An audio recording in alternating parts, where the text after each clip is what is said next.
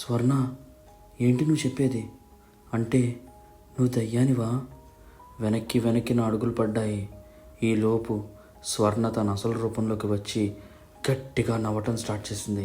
నేను ఎంత వెనక్కి వెళ్ళినా స్వర్ణ నా ముందే ఉంది. ఇప్పుడు చెప్పరా, ఇంకా నన్ను పెళ్లి చేసుకుంటావా? సడన్గా నవ్వు ఆపేసి ఏడుస్తూ ఉంది. ప్లీజ్ స్వర్ణ, నన్ను ఏం చెయ్యకు, నన్ను వదిలే, నాకు చాలా భయంగా ఉంది. మీ మగాళ్ళంతా ఇంతేరా, అందితే చుట్టూ, అందకపోతే కాళ్ళు పట్టుకునే రకాలు. నా రూపం మార్చుకుని ఒక్కొక్కరిని చంపడం అందుకే మొదలుపెట్టాను. అందరూ నాతో తప్పుగా ప్రవర్తించిన వాళ్ళే, ఒక్కరు కూడా నిజంగా ప్రేమించిన వాడు నాకు కనిపించలేదు.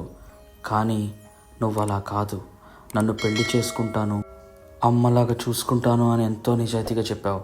అందుకే నేను నిన్ను ఏం చెయ్యలేకపోతున్నా. Next part coming tomorrow.